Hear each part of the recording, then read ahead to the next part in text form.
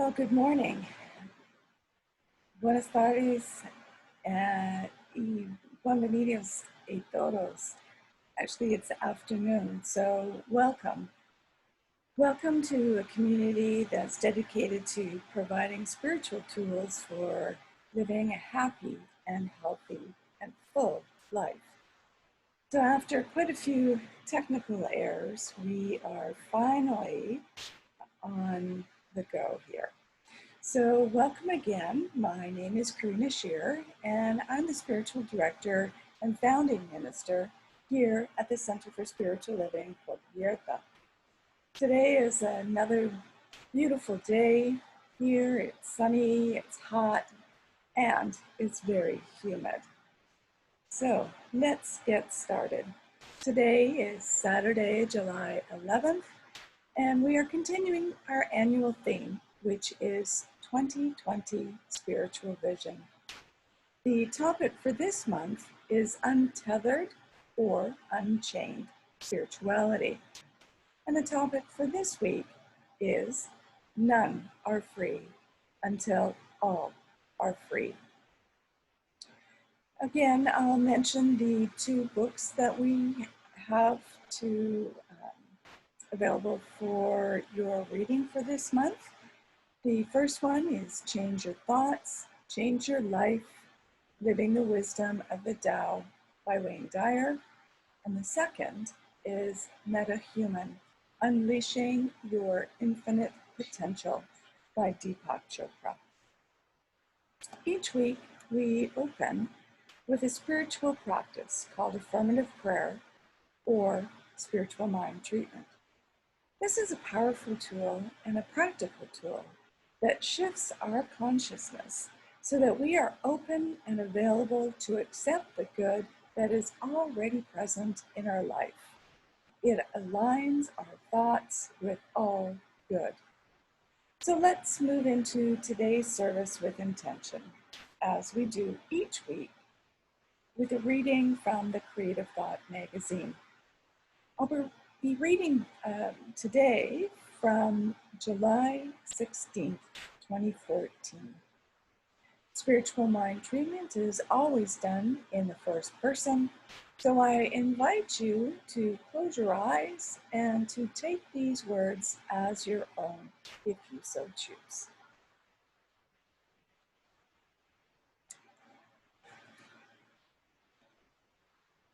I am one with all.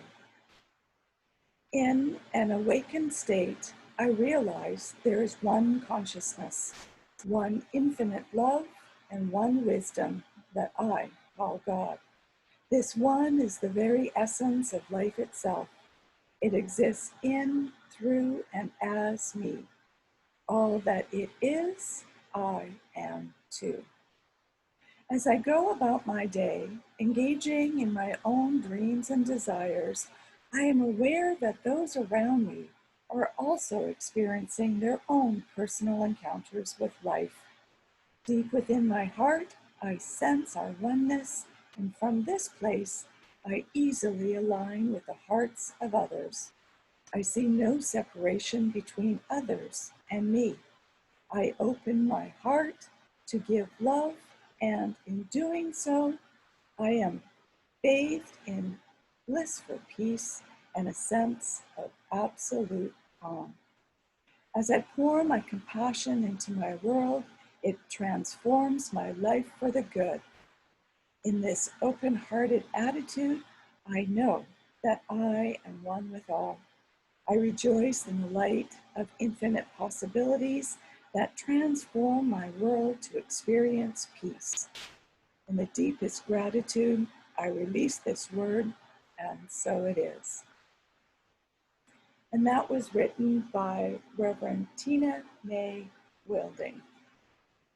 So let's go to our purpose, vision, and mission statements. And we'll just review those for you.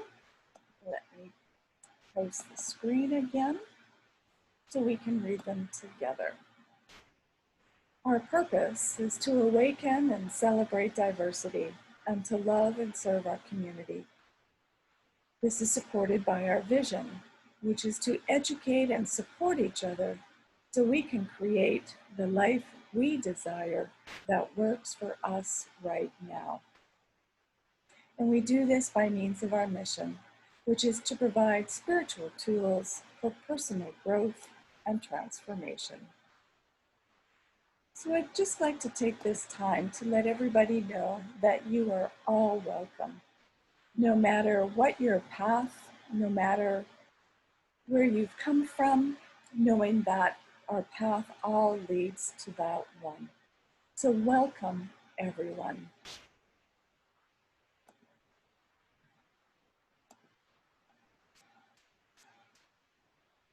We teach a philosophy here at the Center for Spiritual Living Puerto Vallarta called the Science of Mind.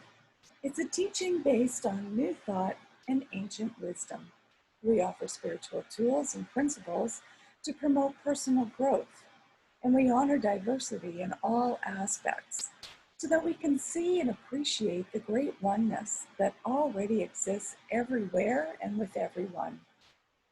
When Dr. Ernest Holmes founded this teaching in the 1920s, he had studied both Eastern and Western spiritual texts to create the Science of Mind, which focuses on the individual use of thoughts and this powerful thing called the mind.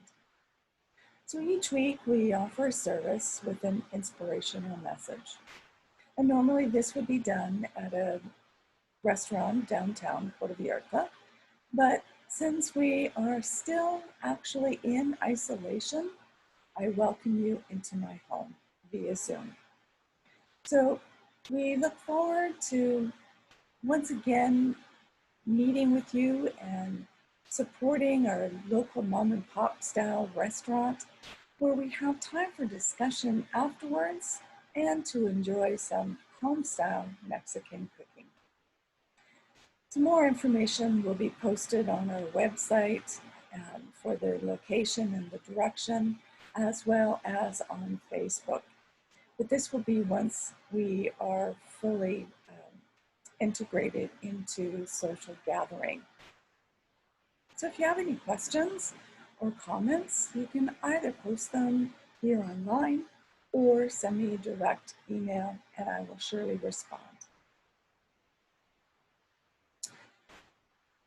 In understanding that we treat or move our feet, we understand the creative process is part of our spiritual practice. So this is the opening treatment that we had offered today. It's one of our spiritual practices. And so we must act accordingly with regards to all of the ways any incarceration of God may be experiencing anything other than freedom. What does it mean for us to bring this teaching to others? It's meeting them where they are in their life experiences, right here and right now, in ways that we offer them the possibility to shift their paradigms and beliefs, shifting consciousness, so that we have practical ways of applying this teaching to any and all areas of our lives. So, for example, how can we continue to impact more individuals who are currently incarcerated so that they realize the truth of their being? And how do we bring this teaching to soldiers or to other military members or those that have experienced post-traumatic stress disorder and feel trapped by the trauma? So it's not just incarceration in jail, but incarcerated within our own minds, through our own belief systems. So what happens to one part of God is in some ways happening to all of God. And I'd like to share with you these two quotes from Dr. Ernest Holmes.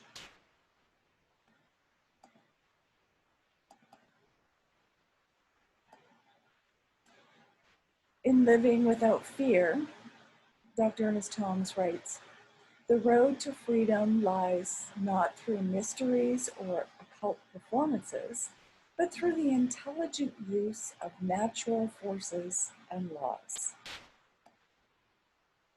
And in The Science of Mind, he wrote, "The divine plan is one of freedom. The inherent nature of man is ever seeking to express itself in terms of freedom, because freedom is the birthright of every living soul."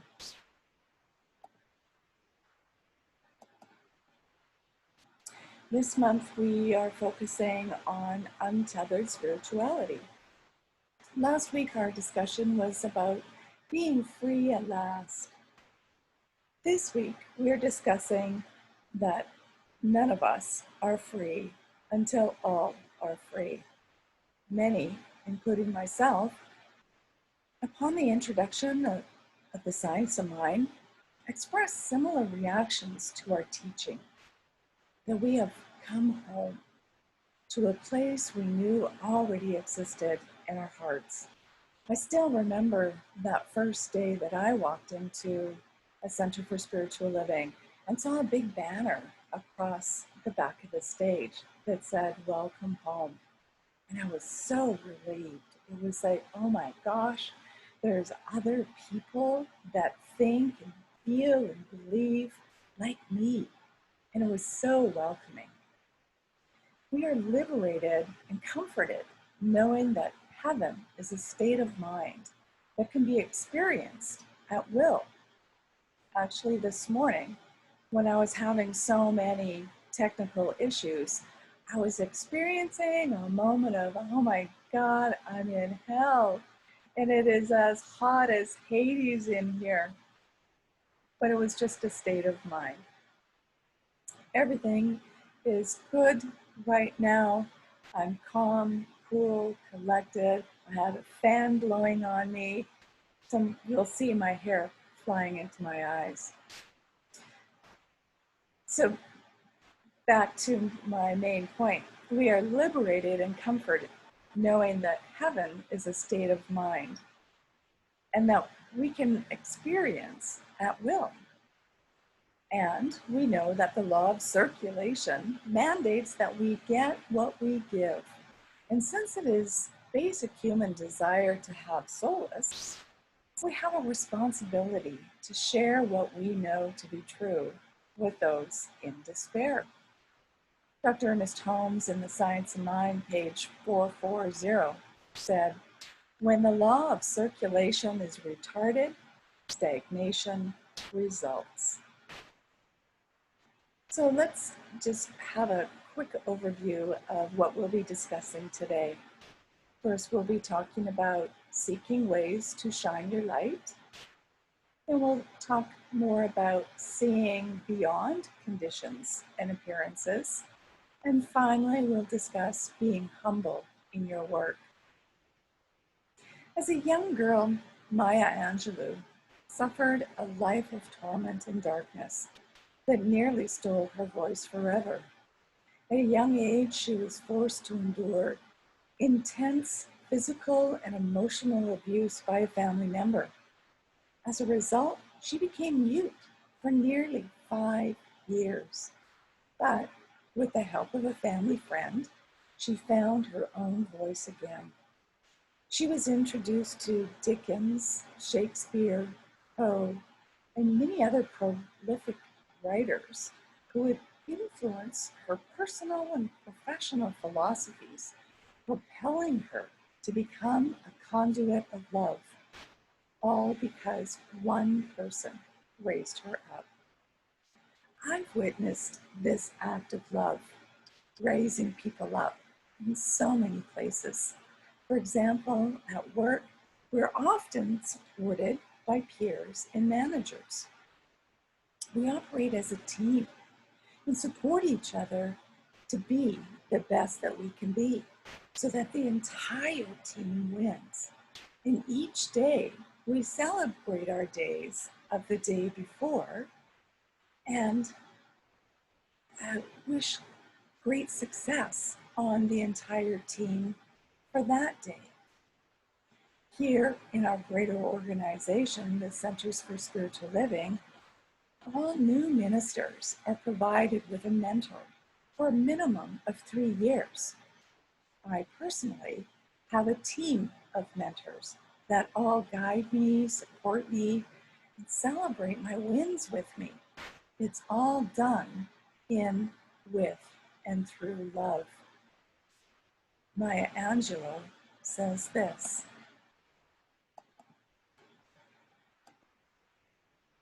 I've learned that people will forget what you said, people will forget what you did, but people will never forget how you made them feel. And isn't that the truth? It's all about our feelings. So let's look at seeing beyond conditions and appearances. Gregory Boyle is a Jesuit priest who has worked to counter gang activity for more than 30 years. His mission, Homeboy Industries, has directed many hundreds away from gangs and into productive lives by providing employment, tattoo removal, counseling, and love to at-risk youths in Los Angeles. Often, individuals bearing full facial tattoos come into him. And while it would be easy for Father Boyle to assess them based upon appearances, he sees only God and worked to successfully restore their dignity and inspired many more to do the same for their peers. Let me have a quote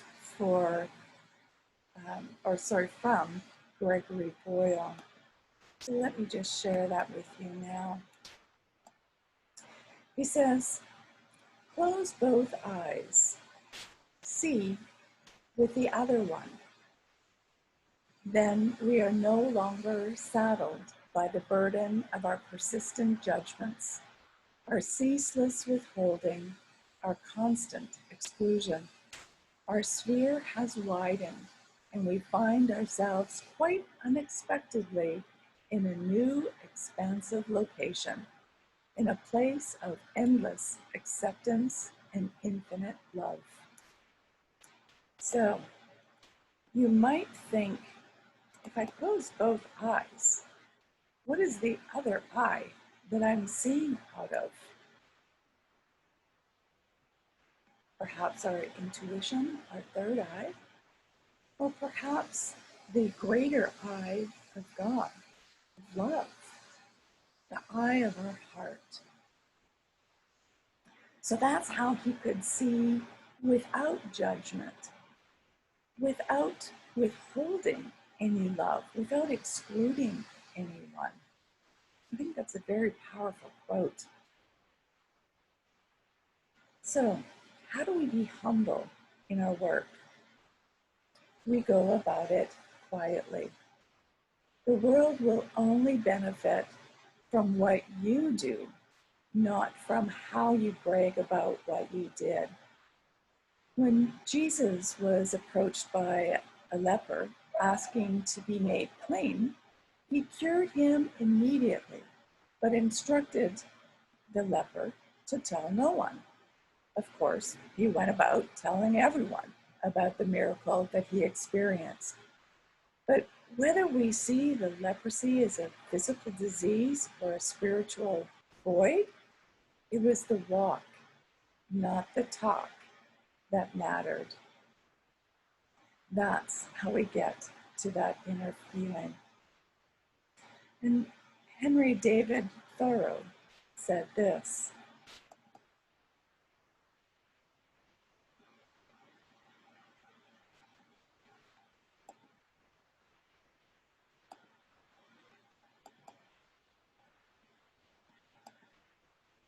humility, like the darkness, reveals the heavenly lights.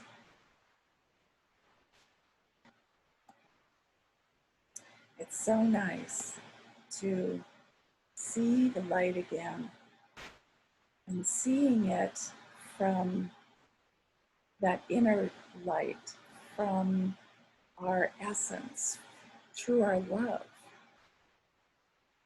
So we don't need to look very far to see people consumed by suffering. There's many that are still in prison and detention centers. There's soldiers, single moms, and so many more, all who would benefit by knowing heaven on earth. The freedom we enjoy through our connection with the divine needs to be shared. I know that there's many ministers that have a prison ministry, and this is wonderful. They may not have had the opportunity to find themselves without this teaching. Emerson warns us to beware of holding too much good in our hands. We can only truly enjoy our freedom by spreading it and by helping others to experience the same. So volunteer, teach, lead by example, smile at a stranger, hold open a door, clear a walkway, deliver food to someone that can't get out of the house for whatever reason, especially now during this time that we've never experienced before through this COVID pandemic that we're now experiencing. You and the world will get more than you paid for when you give from the heart, without expecting anything in return, without bragging, without having someone to say thank you. Seeing their smile, seeing their elevation, seeing their change in life, to me, is thanks enough. So today, our affirmation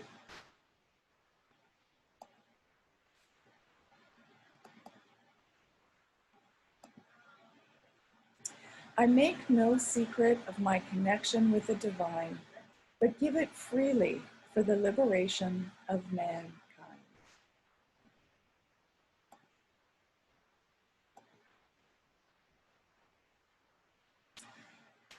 And now, this is our time for mindful giving and financial support to our spiritual home. So I know today was a really short and brief message of inspiration, but I hope that you have been inspired to give from the heart, to do and share what you can to help raise up someone else. I like the message that I was given so many times before. It's not that we're giving a hand out, but we're giving a hand.